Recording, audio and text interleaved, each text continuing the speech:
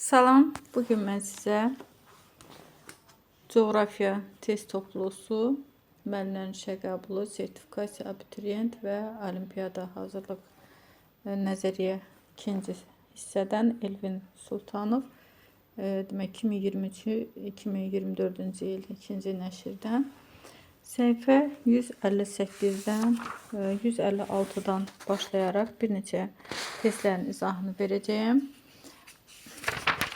Növbəti video dərslərdə digər məsələlərin izahını, daha geniş izahını verəcəyəm.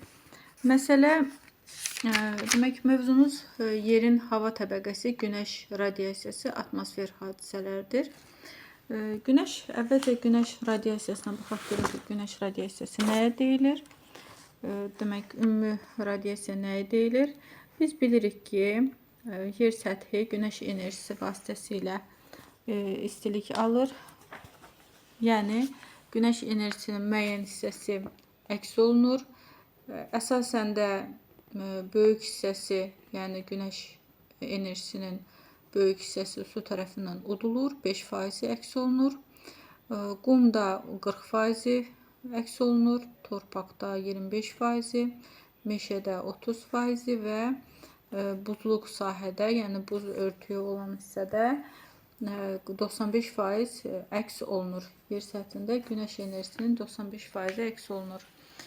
Əks olunan radiasiya demək, ümumiyyətlə ümumi günəş radiasiyasının illik kəmiyyəti ekvator boyu ərazilərdə 140-145 kilokalori kvadrat santimetr, tropiklərdə 200-220, mülayim illiklərdə 100-140 və qütblərdə 30-35 kilokalori kvadrat santimetr dəqiqəyə bərabərdir.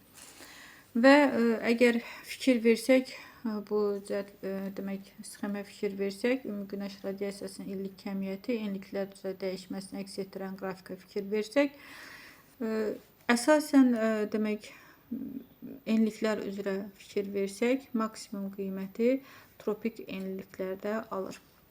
Yəni, tropik enliklərdə 200-220 kilokalori kvadrat santimetrə bərabərdir. Ümumi günəş radiasiyasının demək, növbəti məsələlərdə daha ətraflı qeydlər edək. Əvvəlcə məsələyə baxaq. Əraziyə düşən 200 kilokalori kvadrat santimetr ümumi günəş radiasiyasının 35% yer səthi tərəfindən udulmuşdur. Demək, qeyd etdik, ümumi günəş radiasiyası nəyə deyilir? Əks olunan radiasiya ilə udulan radiasiyanın cəminə deyilir. Və demək, ümumi günəş radiasiyasının 35% yer səthi tərəfindən udulmuşdur. Əks olunan və udulan radiasiyanın fərqini tapaq. Ümumi günəş radiasiyamız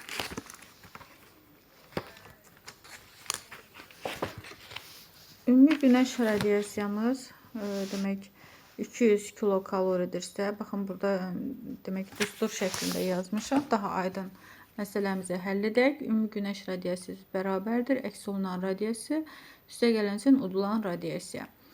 Və rəqəmləri yerinə qoyuruq. 200 bərabərdir əks olunan radiyasiyanı bilmirik. Və qeyd edir ki, 35%dir. Yəni, ümumi günəş radiyasiyasının 35%-ni tapırıq.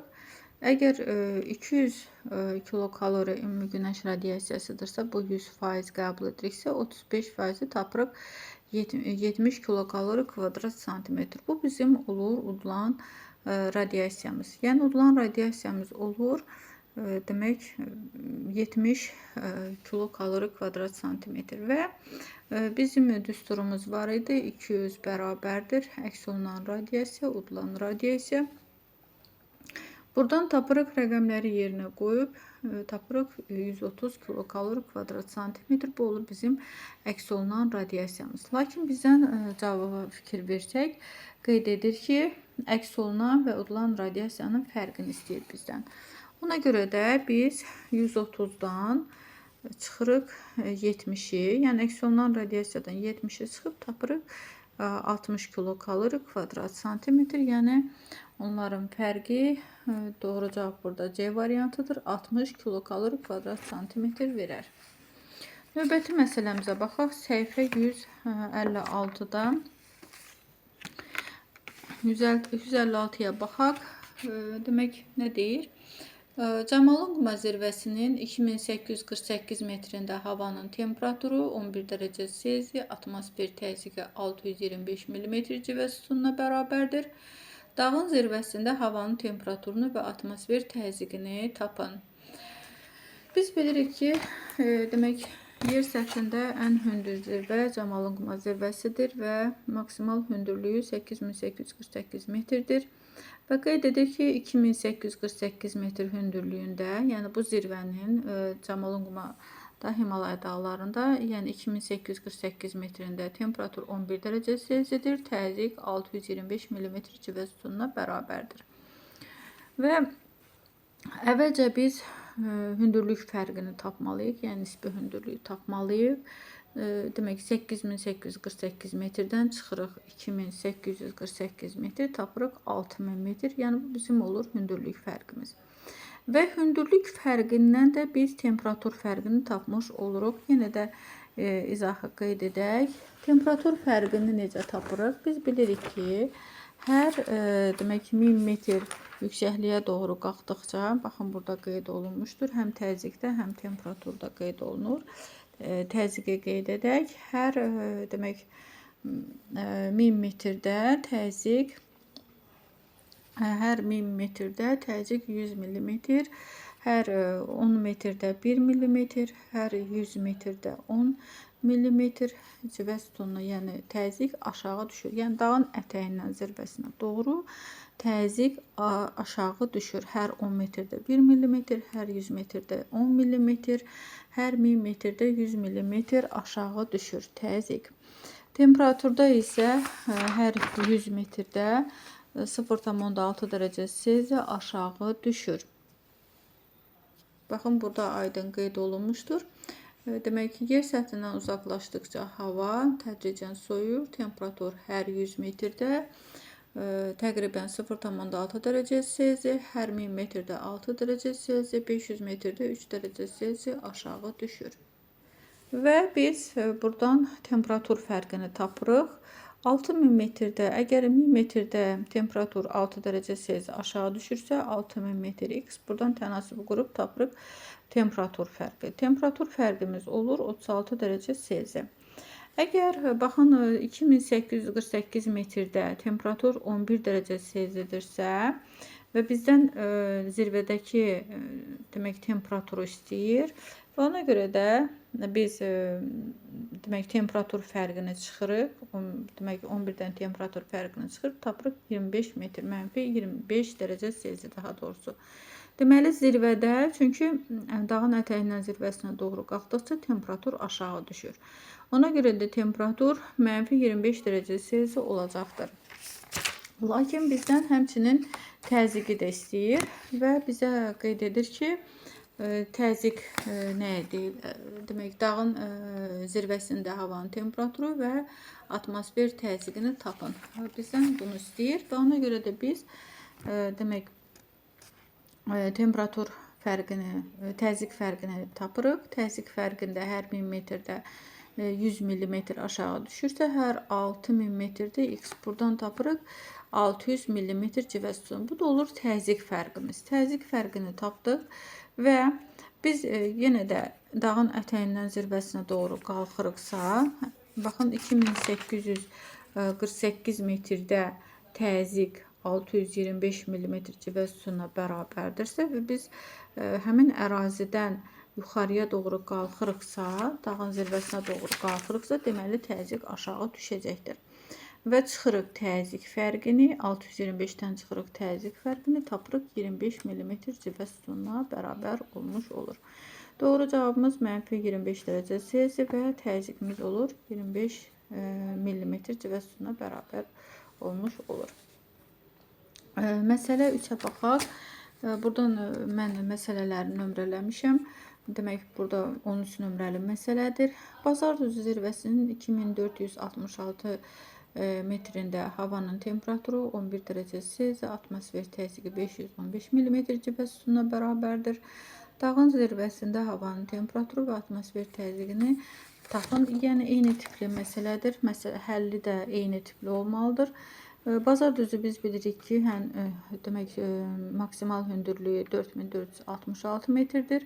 Bizə verilən hündürlük 2466 metrdir. Həmən hündürlükdə temperatur 11 dərəcə Selsi, təzyiq 515 mm civə sütununa bərabərdir. Buradan biz hündürlük fərqini tapırıq. Hündürlük fərqi olur 2000 metr. Və yenə də buradan temperatur fərqini tapırıq. Temperatur fərqimiz 12 dərəcə Selsi, təzyiq fərqimiz də olur 200 mm civə sütununa bərabər olmuş olur. Və həmən hündürlükdə temperaturumuz 11 dərəcə Selsidirsə, dağın hündürlüyünə doğru gediriksə və biz temperatur fərqini çıxırıq, tapırıq. Zirvədəki temperatur olur -1 dərəcə Selsi. Təzyiq fərqini çıxırıq. Yəni həmən hündürlükdə olan təzyiqdən, yəni 515 mm civə sütunundan çıxırıq təzyiq fərqini 200 mm tapırıq. 315 mm civə sütununa bərabər olmuş olar. Yəni dağın zirvəsində təzyiq olur 315 mm civə sütununa bərabər olmuş olur. Məsələ demək 4-ə baxaq. Yəni burada məsələ 16 nömrəli məsələdir. Səhifə 157-də. Yenə də məsələnin şərtini videonu dayandırıb baxa bilərsiniz. Əks olunan radiasiya 75 kilokalori kvadrat santimetr il və ya ümumi radiasiyanın 30% qədərdir. 30% qədərdirsə, baxın, əgər 75 kilo, yəni əks olunan radiasiya 75%, 30%dirsə, 100% buradan tapırıq. Ümumi, yəni günəş radiyasiyamızı tapırıq. 250 kilokalori kvadrat santimetr. Bu olur bizim ümumi günəş radiyasiyamız. Lakin bizdən istəyir udulan və əks olunan radiasiyanın fərqini istəyir. Udulan radiasiya nəyə deyilir? Yenə də baxın, düsturda rəqəmləri yerinə qoyub, tənlik formasında həll edib. Buradan biz udulan radiasiyanı tapırıq. 175 kilokalori kvadrat santimetr tapmış oluruq. Və udulan radiasiyadan əks olunan radiasiyanı çıxıb tapırıq. Demək, 100 kilokalori kvadrat santimetri tapmış oluruq. Sonra növbəti məsələyə baxaq. Səhifə 157-də yenə də növbəti məsələyə baxaq. Səhifə 157-də 23 nömrəli məsələdir. 23 nömrəli məsələdə nə deyir? Burada deyir ki, temperaturu müsbət 10 dərəcə Selsidə, müsbət 10 dərəcə Selsi, nisbi rütubətliyi 75% olan 1 kub metr hava 20 dərəcə Selsiyə qədər qızarsa, onun nisbi rütubətliyi neçə faiz olar? Əvvəlcə baxaq görək ki, nisbi rütubətlik nəyə deyilir? Mütləq rütubətlik nəyə deyilir? Baxın, bunları bilmək lazımdır. Yenə də biz bilirik ki, nisbi rütubətlik, baxın, daha aydın burada qeyd olunur. Mütləq rütubətlik nəyə deyilir? Nisbi rütubətlik nəyə deyilir? Mütləq rütubətlik 1 kub metr havada olan su buxarının faktiki miqdarıdır və qramla demək ifadə olunur. Nisbi rütubətlik isə müəyyən temperaturda faktiki su buxarının həmin temperaturda havanın doyması üçün tələb olunan miqdarına nisbətinin faizlə ifadəsidir. Əgər hava nisbi rütubətlik, yəni demək müəyyən temperaturda doyması üçün tələb olunan, yəni su buxarı ilə 30-35%, nisbi rütubətlik 30-35%dirsə, bu hava normal hava, 60%-dən çoxdursa ifrat rütubətlik və 30%-ə qədərdirsə, hava quru hava hesab olunur. Hava su buxarı ilə doymuş və doymamış ola bilər. Müəyyən temperaturda 1 kub metr havanın tərkibində mümkün ola biləcək qədər su buxarı olarsa, belə hava doymuş hava hesab olunur.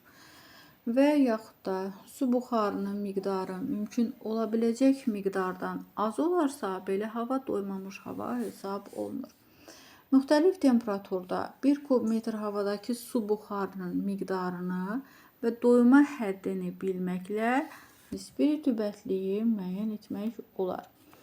Doymuş hava temperatur yüksələrsə, doymamış havaya, doymamış hava temperatur aşağı düşərsə, doymuş havaya çevrilə bilər.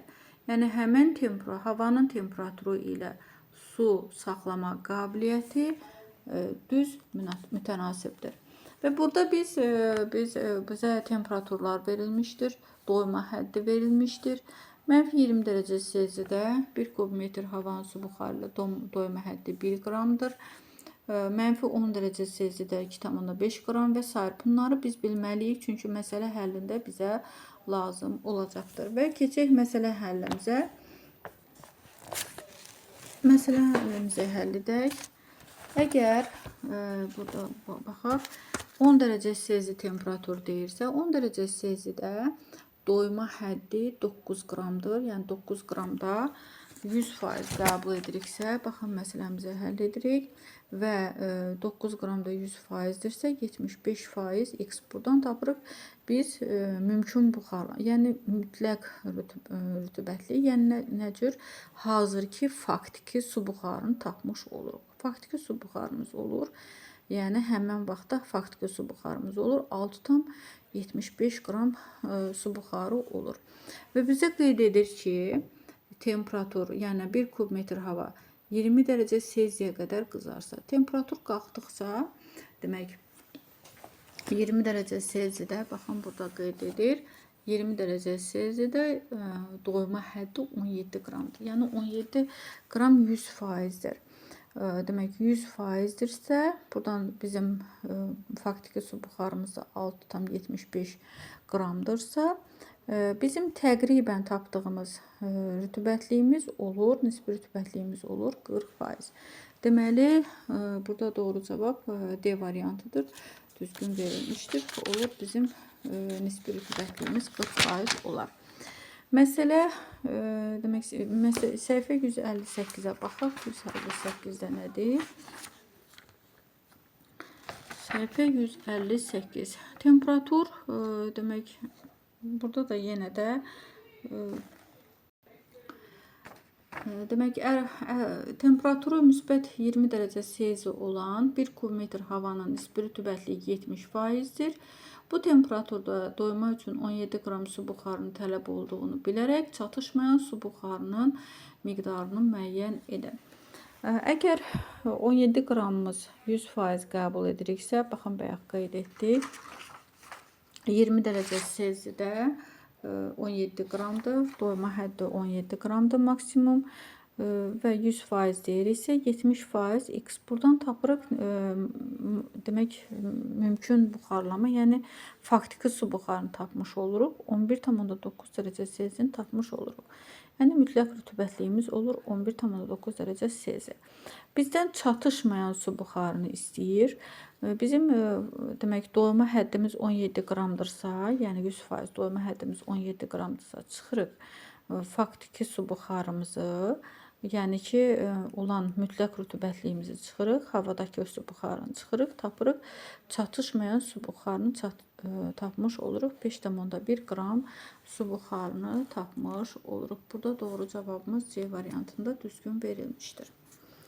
Məsələ 159-a baxaq. 159-da nədir? Burada sxemdə verilmiş A məntəqəsində temperatur 9 dərəcə Selsidir. Və bizə horizontallar verilmişdir. Əgər fikir versək, bir horizontalın qiyməti 200 metrdir. Baxın, 5-ci horizontalın hündürlüyü 0 metrdir. Burada qeyd edilib. Və bizdən, demək, birinci məntəqədəki temperaturu soruşur. Birinci məntəqəmiz, baxın, burada yerləşir. Əgər kəsmə yüksəkliyimiz 200 metrdirsə, baxın, kəsmə yüksəklik nə deyilir? Digər video dərslərdə izah etmişdim daha ətraflı. İki qonşu horizontallar arasındakı hündürlük fərqi kəsmə yüksəkliyi adlanır. Əgər kəsmə yüksəkliyimiz 200 metrdirsə, Baxın, birinci horizontalda hündürlük 0 metrdirsə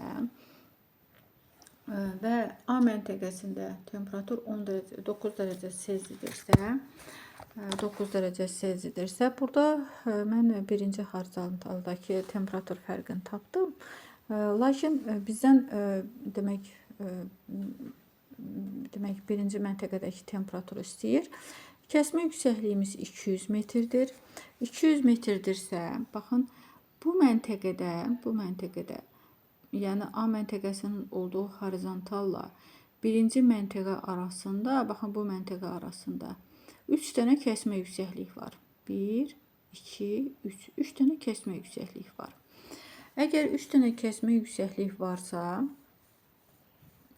vururuq 3'ə vururuq, tapırıq hündürlük fərqi. Hündürlük fərqindən də temperatur fərqini tapırıq. Bayaqki kimi, əgər 100 metrdə temperatur 0,6 dərəcə Selsi aşağı düşürsə, 600 metrdə x bərabərdir 3,6 dərəcə Selsi. Bu olur bizim temperatur fərqimiz.